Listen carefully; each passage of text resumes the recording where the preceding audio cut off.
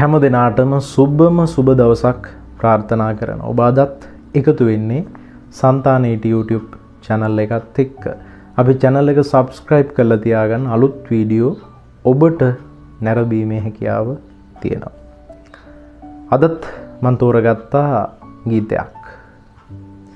මේ ගීතය දැන් බොහෝ වෙලාවට මෙච්චර කාලයක් මම කරපු වීඩියෝස් වල ගොඩක් වෙලාවට ප්‍රේමය ගැන, විරහව ගැන, එහෙමත් නැත්නම් මොකක් හෝ ජීවිතය ගැන කාරණාවක් කතා කළේ.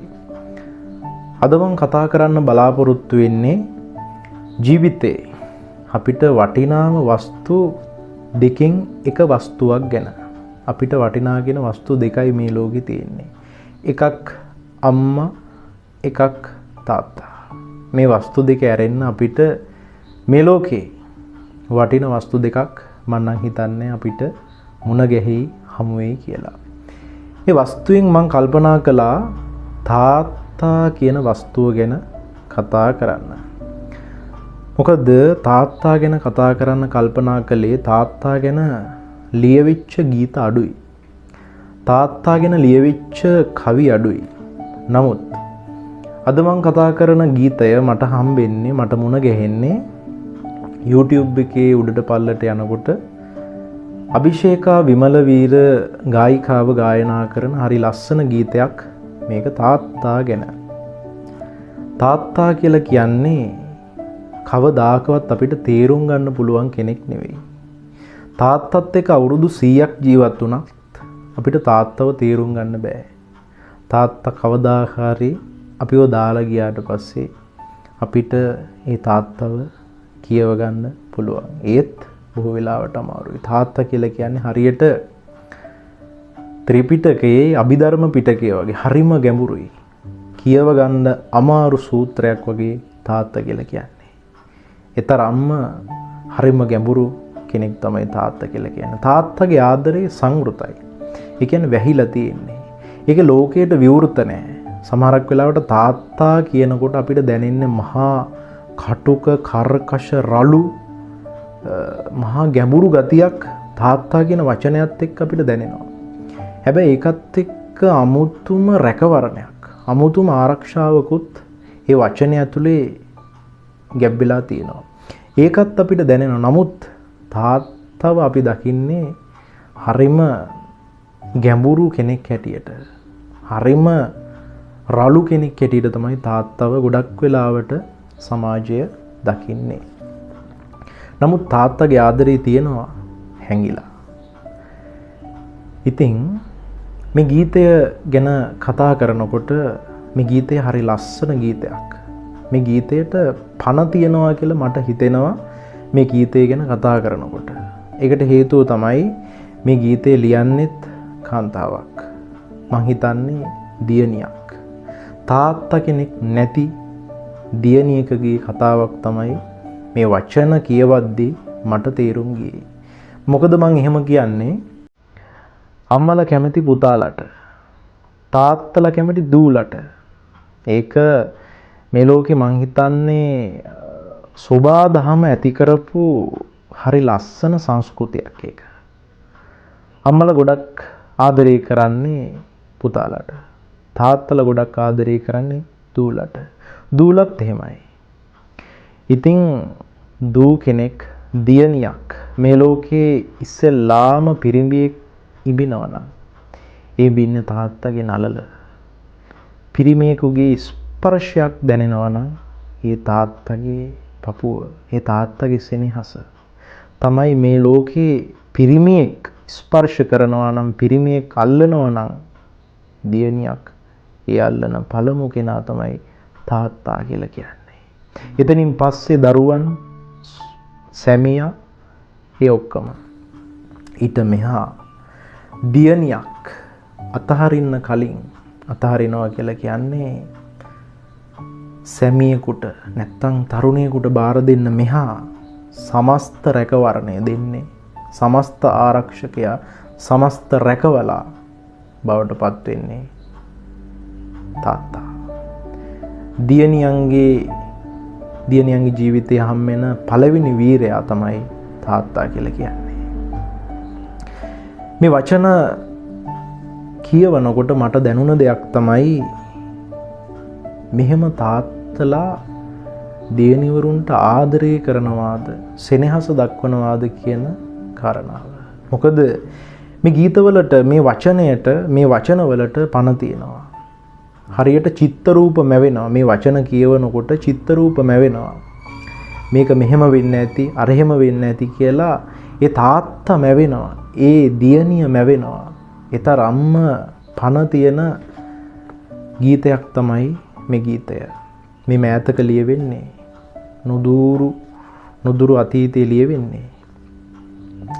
ඉතින් ඇත්තටම මම තාත්තා ගැන වීඩියෝ එකක් කරන්න හිටියා. ඒ කරන්න හිටියත් මම සාමාන්‍යයෙන් හිතාගෙන හිටියේ අපි සාමාන්‍යයෙන් පොදුවේ දන්න ජනප්‍රිය වෙච්ච අතීතේ ලියවිච්ච තාත්තා ගැන තියෙන ජනප්‍රිය ගීතයක් තමයි මම කතා කරන්න හිටියේ. නමුත් මේ ගීතේ මම කතා කරන්න විශේෂ හේතුව බවට පත් වෙන්නේ තාත්තා කෙනෙක් නැති වෙච්ච ආදරණීය දියණියකගේ ආදරණීය ඉල්ලීමක් මත තමයි මම මේ ගීතය අද කතා කරන්න බලාපොරොත්තු වෙන්නේ. අපි ගීතයට යමු. ඉස්සෙල්ලාම අභිෂේකා විමලවීර ගායිකාව මේ ගීතේ ගායනා කරන්න කලින් හරි ලස්සන වචන ටිකක් ලියලා තියෙනවා. ඒ වචන ටික හරි ලස්සනට කියනවා. එතන තියෙනවා කොහොමද? ගව් ගානක දුක කියන්න පඩි ගානක හති අරින්න උරහිස උඩ හිස තියාන මගේ නිහඬ හඬ අහන්න පෑරුණු තැන් සුව කරන්න තව ගව් ගානක් දුවන්න දෙවියනි තත්පර 60කට තාත්තාව වෙනත් දෙන්න. මේ ගීතයට පෙර අභිෂේකා විමලවීරයන් කියන ඒ වචන ටික හරිම ලස්සනයි. මේ ගීතේ මම කැමතිම නැත්තම් මේ ගීතේ දැනෙන කොටස් දෙක තමයි මම කතා කරන්නේ. හරිම සරලවම මේක උපරිමයෙන් මම කතා කරන්න බලාපොරොත්තු වෙනවා. මම හිතන්නේ මේක ලියන මේ ලේඛිකාව නැත්තම් කිවිඳිය ජීවිත අත්දැකීමක් පාදක කරගෙන ලියන්නේ. මම හිතනවා මේ ලියන කෙනාගේ තාත්තා මේ වෙනකොට මේ ලෝකේ නැහැ කියලා. මේ ලෝකෙන් සමුවරන් කියලා මම හිතනවා. මොකද එහෙම හිතෙන්නේ මේ වචන කියවනකොට එහෙම ඉවක් මට දැනෙන නිසා. මෙතනදී කියනවා මේ දියණියට මං හිතන්නේ තාත්තා නැහැ. තාත්තා නැතුව සිරීපාදේ නගින දියණියක්. තාත්තා ඉද්දි තමයි කලින් මේ දියණිය හරි අපූර්වට හරි සතුටින් බොහෝම බයක් නැතුව සැකක් නැතුව හරි උජාරුවට නැගපු දියණියක්. මම හිතන්නේ දැන් තාත්තා නැහැ. තාත්තා නැතුව තනියෙන් සිරිපා කරුණා කරන දියණියක් තමයි මේක ලියන්නේ. මං හිතනවා එහෙම කියලා. මෙතන කියනවා විඩා දැනුනම අම්බලම ළඟ ඔහේ ඇලවී ඉන්නවා. මේ දියණිය දැන් තාත්තා නැතුව මේ සිරිපා කරුණා කරනවා. අම්බලන් ඕනෑ තරම් විවේක ගන්න ඕනෑ තරම් දැන් මේ සිරිපාදේ නගිනකොට අපිට මුණ ගැහෙනවා. ඉතින් අම්බලමකට ගොඩ වෙන මේ දියණිය වෙනද වගේ නෙවෙයි.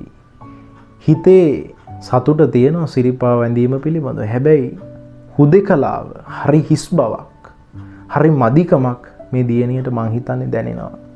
මේ දියණිය වෙනද වගේ නෙවෙයි තාත්තත් එක්ක ඇවිල්ලා අම්බලමේ වෙනද වාඩි වෙන විදිහට නෙවෙයි දියණිය ඇලවෙන්නේ. දියණිය මොකද කරන්නේ? තනියම ඇවිල්ලා මේ අම්බලමේ වාඩි වෙනවා. මේ දියණිය වාඩි වෙලා විඩා නිවනකොට මහන්සිය නිවනකොට මේ දියණිය මනෝ ලෝකයකට යනවා. මේ දියණිය හරි ලස්සන තාත්තත් එක්ක බැඳිච්ච ලස්සන හීනයකට ගොඩ වෙනවා. ඊට පස්සේ මෙතන කියනවා අනේ නුඹ කොයි බින්ද ඇවිදින් පුතේ විහිසද අහනවා පෙමින් උරමත වඩා හිඳුවා සෙමින් පඩිපෙළ නගිනවා.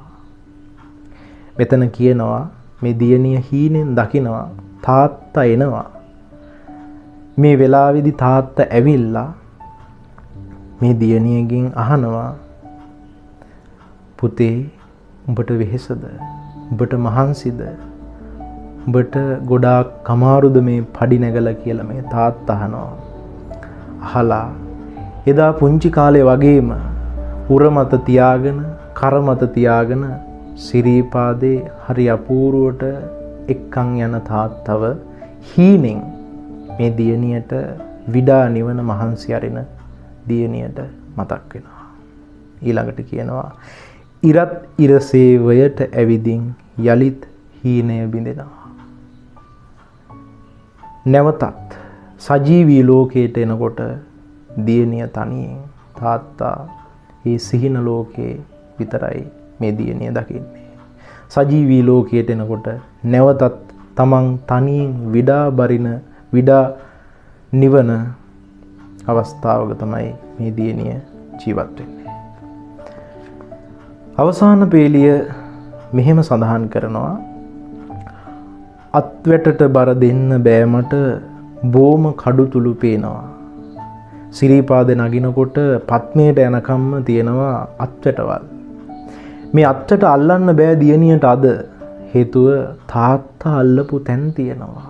ඒ වගේම තාත්තා අල්ලලා කඩතුළු වෙච්ච තැන් බොහෝමයක් මේ දියණියට දැනෙනවා. මේ දියණියට මේ අත්වැට අල්ලන්න තරම් හයියක්, ශක්තියක් මේ දියණියට නැහැ. ඒකයි මේ කියන්නේ. ගොඩාක් කඩතුළු පේනවා මෙතන. ඊළඟට කියනවා නුඹේ අත්වල ලෙහුණු දාසිට තාත්තේ බය හිතෙනවා. තාත්තා ඉන්නකොට ඒකයි මම අර ඉස්සෙල්ලා කිව්වේ දියණියකගේ ලෝකේ වීරයා තාත්තා. තාත්තා ඉන්නකොට කාටවත් බය නැහැ. තාත්තා ඉන්නකොට ඕන තැනක ඕන විදිහකට මේ දියණියට ඇවිදින්න පුළුවන්, ගමන් කරන්න පුළුවන් ඕනෑම තැනකට.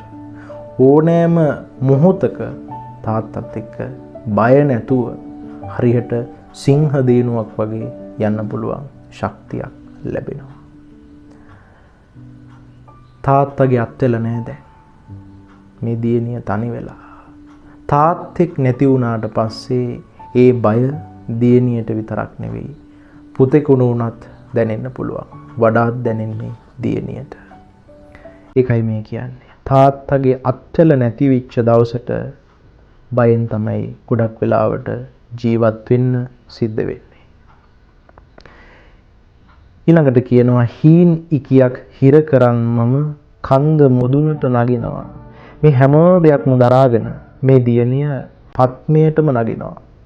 පත්මයට නැංගට පස්සේ මෙතන තමයි දැනිච්ච ලස්සනම තැන. හරියට පණ තියෙන තැන තමයි ගීතේ මෙන්න මෙතන. මෙතනදී කියනවා හරි ලස්සන කතාවක්. අවසානයේදී කියනවා සිරිපතුල උඩ නලල තියලා නුඹේ පාදයක වදිනවා. පත්නිය වන්දනා කරන්නේ බුදුරජාණන් වහන්සේගේ සිරිපතුල කියලා නෙවෙයි. තාත්තගේ කකුල් දෙක අල්ලලා වඳිනවා කියලා තමයි මේ පත්මය වන්දනා කරන්නේ. බලන්න මේ තාත්තා දියණියට කොයිතරම්නම් ආදරය කරන්නේද?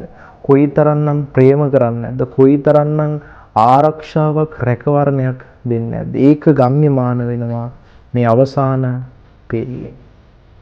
ඉතින් මේක ලියපු දියණියට ගොඩාක් ආදරණීය තාත්තා කෙනෙක් ඉන්නේ.